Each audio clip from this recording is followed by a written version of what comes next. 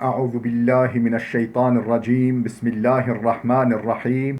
Elhamdülillah ve salatu ve selamu ala Resulillah. Değerli arkadaşlar, Celaluddin Es-Suyuti'nin El-İtkan fi Ulumul Kur'an adlı eserinden 34. dersimizi yapmak üzere birlikteyiz. Geçen dersimizde Tahkiku Merkez-i Dirasatul Kur'aniye yayını olan elimdeki kitabın 196. sayfasına gelmiştik. Ana konumuz neydi? Esbab-ı nüzul, sebebe nüzul. Kur'an-ı Kerim'in ayet ve surelerinin nüzul vesileleri. Hangi soruya cevap inmiş bazı ayetler, hangi hadiseye, olaya binaen inmiş, hangi probleme çözüm olarak inmiş, ne olmuş da bu ayet-i kerimeler inmiş. Efendim konumuz buydu. Birinci mesele, bununla ilgili birinci meselede, birinci alt başlıkta bu ilmi bilmenin, bu sebebe nüzulları bilmenin faydası, önemi ne temas etmişti örneklerle. Şimdi el meseletü thaniye, ikinci mesele, bu konudaki ikinci mesele. Diyor ki, İhtelefe ehlul usul helil ibretu bi umumil lafzi ev bi hususus sebep. Ehli usul, yani usul fıkıh alimleri, usul fıkıh, İslam hukuku metodolojisi alimleri ihtilaf etmişler. Farklı görüşlere sahip olmuşlar. Helil ibratu bi umumil lafzi, acaba muteber olan itibar lafzın umumiliğine midir? Yani ayetin lafzı umumi ise, genel bir mana ifade ediyorsa, o mu muteber olacak, göz önüne bulundurulacak? O bu hususi sebep, yoksa sebebin hususiliği mi, hususiliğine mi itibar edilecek? Yani özel bir olaya binaen ve belirli bir soruya cevap olarak inmişse, ayetin hükmü o sebebe yönelik mi olacak sadece, yoksa lafzı umumi olduğu için o lafzın umumiliği mi göz önünde bulundurulacak? Bu konuda ihtilaf etmişler. Vel asahhu indena el evvel. Bize göre sahih olan, daha sahih olan, en sahih olan birincisidir. Yani lafzın sebebin hususiliği lafzın umumi olarak anlaşılmasına engel değildir.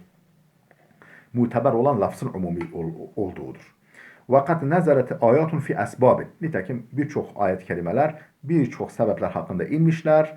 Ve tefaku ala ta'diyetiha ila gayri esbabiha. Bütün ulema ittifak etmişler ki ayetin hükmü o sebepleri aşar. O sebeplerle sınırlı değildir. Ta'diye yani geçişkenliği. O ayetin hükmünün geçişkenliği konusunda ittifak etmişler. İla gayri esbabiha, o ayetlerin sebebinin dışındaki unsurlara, ögelere de. Kennuzuli ayete zihar fi Seleme bin Sahr, Seleme bin Sahr hakkında inen zihar ayeti gibi. Burada bir dipnot var. Bakalım ne diyor? Ve huve Selametu bin Sahr bin Selman el-Hazreci el-Beyadi es-Sahabi, tanıtıyor bu Seleme bin Sahr kimdir? Lem tuarrah vefatuhu, vefatı tarihi düşünmemiş. Yani ne zaman vefat ettiği bilinmiyor. Ve kısadu Seleme radıyallahu anhu leyset nassan fi sebebi nüzuli ayet-i zihar. Bu Seleme'nin hikayesi, Seleme hakkında inen bu yani anlatılan bu olay zihar ayetinin nüzulunun sebebi konusunda açık değildir, net değildir. Ve gayetu ma tedullu aleyhi huve ifta'un nebi selamete bi kefareti zihar. Yani bundan anlaşılan şudur, tek anlaşılan şudur. Peygamberimiz sallallahu aleyhi ve sellem bu selameye zihar kefareti, ziharın kefaretinin ne olduğu konusunda fetva vermesi. Yani açıklama yapması. Zihar ne demek değerli dostlar? Yani İslam öncesi dönemde erkekler diyelim ki hanımına biraz zarar vermek istiyor. Yani onu biraz mağdur etmek istiyor. Diyor ki sen benim için annemin sırtı gibisin. Yani zihar zahırdan geliyor. Sırt anlamında. Yani böyle bir ifade kullanıyordu. Ondan sonra o hanımıyla karı kocalık ilişkisinde bulunmuyordu. Belli bir süre sonra bir daha dönüyordu. Velhasıl o kadın yani askıdaymış gibi. Yani evli mi, kocalı mı, bekar mı olduğu belli olmayacak şekilde öyle mağdur ediliyordu. Aylarca, yıllarca süründürülüyordu. Allah bunu yasakladı. Allah bunu yasakladı zihar ayetiyle ilgili. Yani bu zata açıklamada bulunmuş. Ve sahih, yani doğru görüş, dipnotu okuyorum.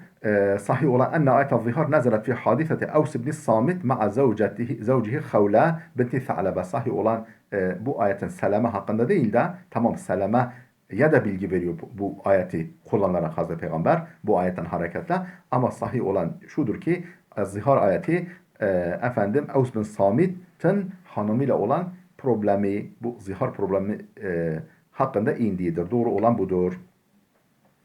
Şimdi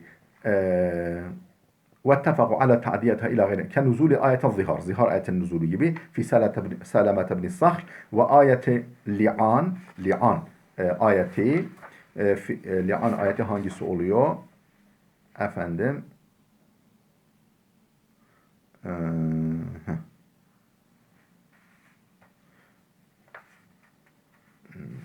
neyse onu söyleyecek. Fi şa'ni Hilal bin Umeyye, Hilal bin Umeyye hakkında indiği söyleniyor.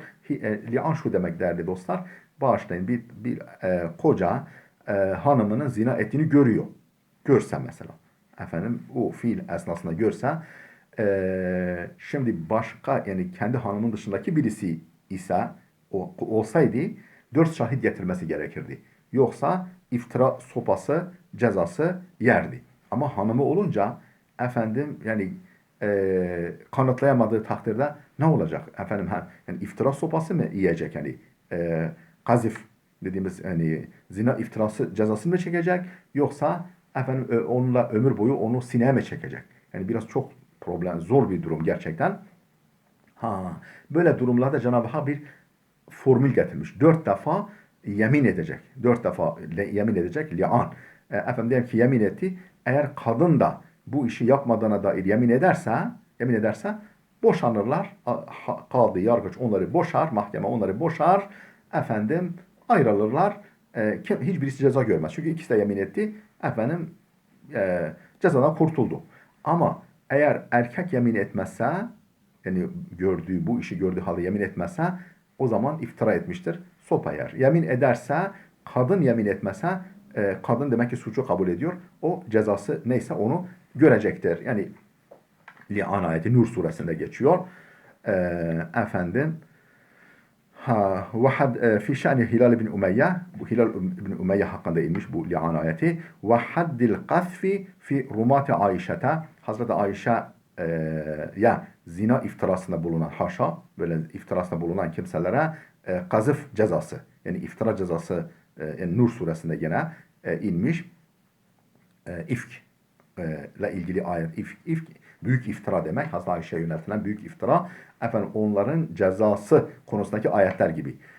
Şimdi tamam. Belli, yani spesifik olarak belli şahıslar hakkında inmiş bu ayetler, ama yani ayetin lafzı umumi olduğu için وَالَّذ۪ينَ يَرْمُونَ الْمُحْسَنَاتِ diye başlıyor. İşte iffetli kadınlara zina istadında bulunan kimseler, işte sonra 4 şahit getirmezlerse diye devam ediyor. Efendim bu yani ayetten lafzının genel oluşu onun hükmünü de nüzul sebebinin dışına taşırıyor. O ve bunlar ve benzeri herkes hakkında geçerli olmuş oluyor.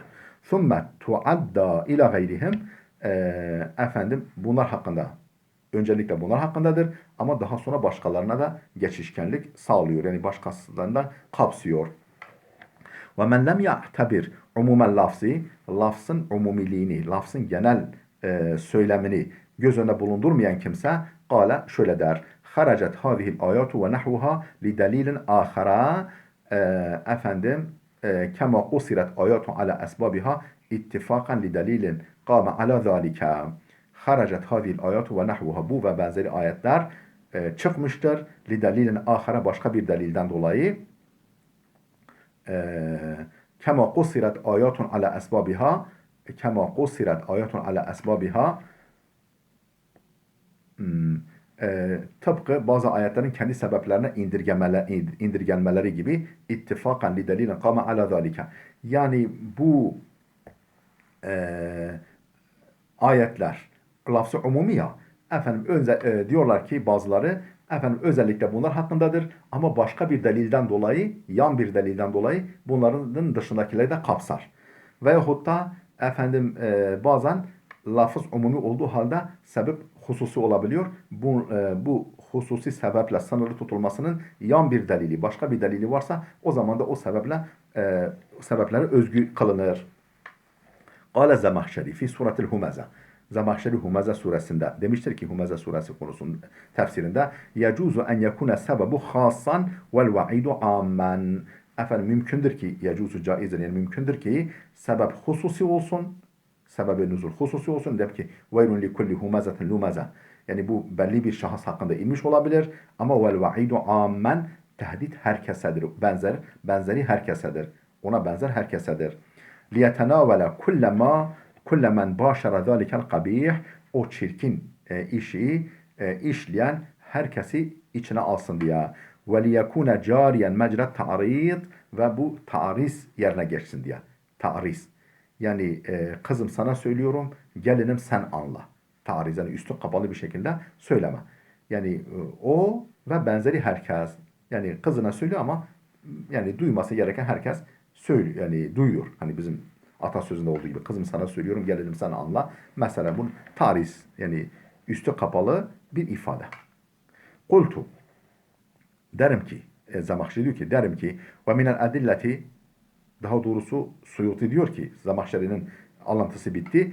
Kultu diyorum ki Suyuti diyor bu defa ve minel adilleti ala i'tibari umumil lafzi lafzın genel oluşuna itibar edilir dememizin delili. Lafzın sebebin hususiliğine değil de lafzın genelliğine, umumiliğine itibar edilir. Şeklindeki görüşümüzün delili ihticacu sahabeti ve gayrihim fi vakai'a efendim birçok olayda sahabe ve başka alimlerin delil getirmeleri bir umumi ayatin yani ayetlerin lafzının umumiliğiyle, umumi oluşuyla, genel oluşuyla, kapsamlı oluşuyla delil getirmeleri. Sahabenin ve sahabe dışındaki alimlerin işte yani bu konudaki delilimiz bu. Hep sahabede yapmış, büyük tabi ondan da yapmışlar bu yani ayetleri bu şekilde değerlendirmişler. Demişler ki nezle ala sebebin hasaten özel bir sebebe binaen inmiş olan umumi lafızlı ayetlerin genel olarak değerlendirilmesi, genel olarak kabul edilmesi. Şai'an, zai'an beynehum. Efendim bu sahabe ve sahabe dışındaki alimler arasında bu yaygındır, şu şai'dir ve genel yani bu şekilde herkes bu şekilde kullanmış. Çünkü alim böyle kullanmış. Kâle İbn-i Cerir'in. İbn-i Cerir At-Taberi demiştir ki efendim ne demiş? Haddeseni Muhammed ibn Abi Ma'şar. Bana Muhammed bin Abi Ma'şar anlattı. Ana yani ahbarana Ebu Ma'şar Necih. Ebu Ma'şar Necih bana anlattı diyor. O da diyor ki Semi'tu Sa'iden el-Makburi. Ben Sa'id bin el-Makburi Sa'id el-Makburi'den duydum. Yuzakiru Muhammed bin Ka'b el-Qurazi. Efendim Muhammed bin Ka'b el-Qurazi ile müzakerede bulunurken duydum. Fakale Sa'idun Sa'id dedi ki Sa'id el-Makburi dedi ki İnne fi ba'di kutubillah İnne lillahi ibaden elsinetuhum ahla minel asal ve kulubuhum emarru minel sabir ve lebisu libasa musukin da'ni minel lin yeşterrûne dünya biddin fekale Muhammed ibn Ka'b hâzâ fi kitabillah. Ne dedi? Diyor ki Said o ravi Said dedi ki inne fi ba'dil kutub bazı kitaplarda herhalde yani eski yani Hristiyan Yahudi kitaplarında şöyle bir bilgi var. İnne lillahi ibaden. Allah'ın öyle kulları var ki belki İncil'de ve Tevrat'ta geçiyordur. Muhtemelen İncil'de geçiyor. Elsinetuhum ahla minel asal. Dilleri baldan daha tatlı. Ve kulubuhum emarru mines sabir. Kalpleri sabir bitkisinden. Acı bir bitki olan sabir. Sabır değil de sabir bitkisinden daha acıdır. Yani kalpleri kötü, dilleri tatlı. Lebisu libasem musuki da'ni minellin yani yumuşaklık bakımından kuzu postunu giymişler gibi kuzunun yumuşak postunu giymişler. Yeşterrûne dünya biddin. Efendim böyle maske takınarak yani başka bir şekilde görünerek efendim dinle dünya avına çıkmışlar. Dini kullanarak dini yem olarak kullanarak dünyayı celbediyorlar. Dünyayı kazanmaya çalışıyorlar. Dünyalığın avına çıkmışlar. Dedi Said. Fakale Muhammed bin Ka'b. Muhammed bin Ka'b dedi ki hâzâ fi kitabillah. Allah'ın kitabında da var, Kur'an'da da var bu. Ve minen nâsi men yu'cibuke kavluhu fil hayati. Bakara suresi 204. ayet. Efendim insanlardan öylesi vardır ki dünya hayatı konusunda sözleri seni hayran bırakır. Fakale Said kad araftu fimen unzilet. Ben biliyorum bu ayet kimin hakkında indi. Yani bak ben bu ayet kimin hakkında indi biliyorum. Sen nasıl Kur'an'da da var diyorsun. Bu belli bir şahıs hakkında inmiştir. Fakale Muhammed bin Ka'b. Muhammed bin Ka'b dedi ki innel ayete tenzilu ferracul. Doğrudur. Ayet mesela herhangi bir ayet bir kişi hakkında iner. Thumme tekunu ammeten ba'du. Sonra daha sonra efendim hükmü genel olur. Yani bir vesileyle bir şahıs hakkında vesilesiyle inmiş olabilir ama hükmü genel olur. فَاِنْ قُلْتَ فَهَذَا İbn Abbas lem ya'tabir umuma kavlihi. Sen desen ki şimdi soru diyor ki eğer desen ki işte İbn Abbas lafzın umumiliğini göz önünde bulundurmamış şu ayette lafzın umumiliğini göz önünde bulundurmamış. Hani daha önce de geçti ya. La tahsabennellezine yefrahuna. Ali İmran 188. ayet. Efendim yaptıkları şeyle sevinen, yapmadıkları şeyle övülmeyi isteyen kimselerin efendim azaptan kurtulacağını sanma. Bu genel, lafzı genel ama efendim İbn Abbas diyor ki bu Yahudiler hakkında inmiş. Yahudiler hakkında dolayısıyla onları kapsıyor. Bu lafzın umumiliğini ayeten lafzın umumiliğini gözüne bulundurmamış. Bel kasaraha ala men unzile fihi efendim kimin hakkında inmişse onlara indirgemiş. Min kıssati ehlil kitab. O da ehli kitapla ilgili olaydır bu nuzul sebebi. Kultu derim ki ucibe an zalike buna bu şeye itiraza şöyle cevap verilmiş. Bi ennehu la yahfa aleyhi ennel lafza a'ammu mine sebeb. Yani İbn Abbas'a gizli değildir. İbn Abbas çok iyi biliyordu ki efendim lafız sebepten daha genel. Lafız sebebinden daha geneldir. Lakinnehu beyyene enel murada bil lafzı khasun. Tamam. Lafız umumidir. Ama ondan kastedilen hususidir. Yani el-am el-muradu bihil khas. Lafız umumi olduğu halde lafız umumi olduğu halde kasıt hususi olabilir. Yani özel yani umumi lafızların bir takım kısımları, kategorileri var.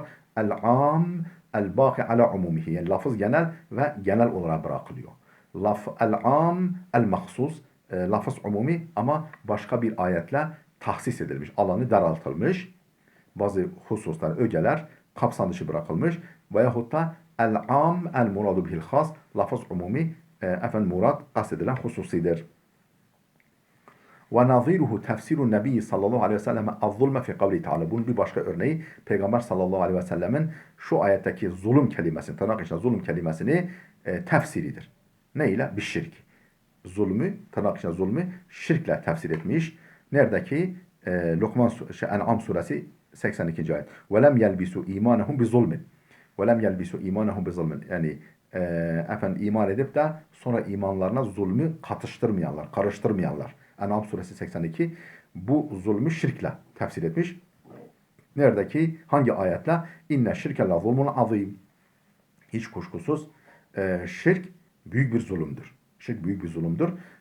Lokman 13. Ma'a fehmis sahabete el-umume fi kulli zulmen. Oysa sahabe nasıl anlıyordu? Yani iman edip de imanlarına zulmü, yani haksızlığı katıştırmayanlar diye anlıyorlardı. Ama Peygamberimiz bu ayet-i kerimeyi, bu umumi lafzı daralttı. Yani dedi ki buradaki zulümden maksat tamam lafız umumi olabilir ama şirktir. Yani iman edip de imanlarına şirki karıştırmayanlar demektir. Değerli dostlar burada dursun. Sayfa 199'a geldik.